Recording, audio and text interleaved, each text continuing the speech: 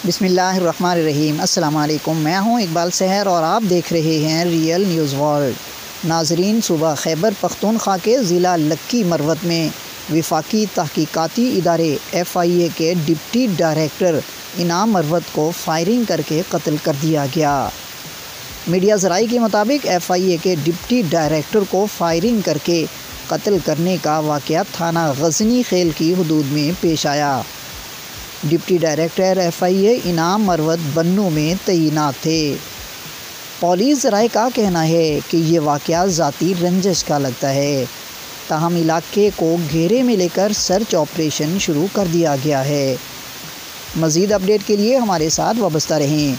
अगर आपने हमारे चैनल को सब्सक्राइब नहीं किया तो प्लीज़ कर दीजिए और बेल आइकॉन को प्रेस करना मत भूलिए ताकि हमारी नई वीडियो का नोटिफिकेशन बर वक्त आप तक पहुंच सके। कमेंट बॉक्स में अपने ख़यालात का इजहार कीजिए। इस्लाम जिंदाबाद, पाकिस्तान पाइंदाबाद।